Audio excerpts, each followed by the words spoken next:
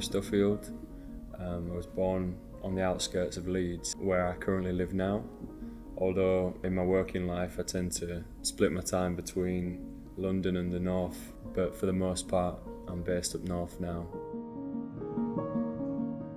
First photographs I took were at the skate park in my hometown. So that was maybe 5 or 6 years ago, but I never really put all my energy into it until more recent years, maybe 3 or 4 years, when I started studying and also trying to make a living from the work I make. Primarily, I use medium format. I use a Mamiya RB67. My primary motivation for using that was actually the waist level viewfinder.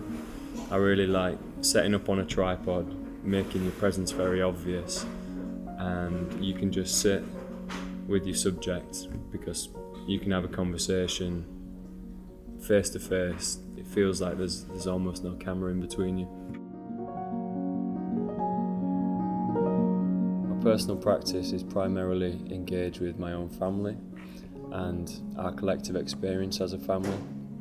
So one of the major motivations in the work I make is trying to promote conversation within the family and share insight into the sometimes complex and dynamic nature of family life. A really important body of work that inspired me was a book called Pictures from Home, which was made by an American photographer called Larry Sultan. And what really stood out for me was Larry Sultan's approach. He was quite transparent in his process and the way he worked with his family, and included within the book dialogue with his father, dialogue with his mother, and I feel like that was a real strength in the project, and traversed that difficult task of representing a group of people that you are so close to and that you were a part of. And also Alessandro Sanguinetti, who made a project in rural Argentina, photographing 2 girls that were best friends. What really stood out to me was the way that photography was almost used as a catalyst for their imagination, and it provided a space for the subjects to perform within, which I thought created a really nuanced and beautiful project. One of the most notable projects I've made in recent years was a body of work called The Whole House is Shaking, which was quite a cathartic process for me because it was the first time working directly with my family on quite a sensitive subject. So the work's all set at my family home where I grew up. Grew up in a small static caravan with my mother, my father and my sister. And throughout those years there was always a sense of something that wasn't quite right. And when we grew older, we learned it was because my father had a heroin addiction. Subsequently, that gave me impetus to make this project. I wanted to sort of retrace the steps. I wanted to speak to my mother, my father, my sister, make photographs to work through this complex experience. So I ended up meeting up with my father on a regular basis, and the project was really an excuse to reconnect and rekindle our relationship. So I spoke with him every week, and a lot of our conversations influenced the photographs I was making. So currently I'm working on quite a playful and performative project with my grandfather.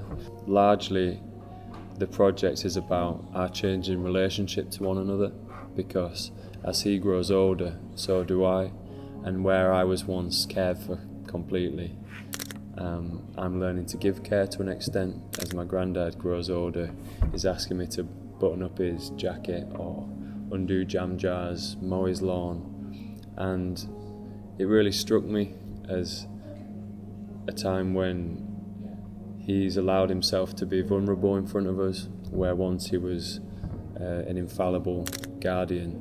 And the way that I've made this visible in the project is through dressing up in his old clothes that he found in his wardrobe. Most of these are like 30, 40 years old, and he was so proud that they fit me.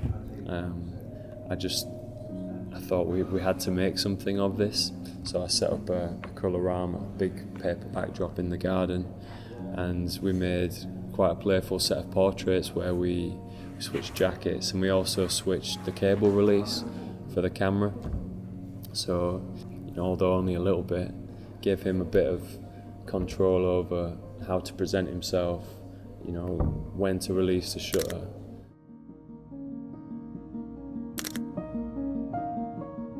For future work, like I say, I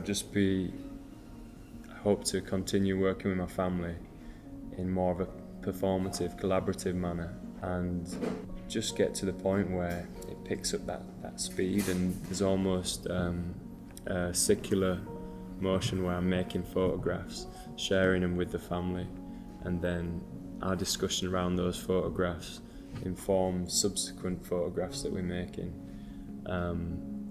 just in order to create more of a nuanced representation of our family, and a representation that takes into account their individual perspectives.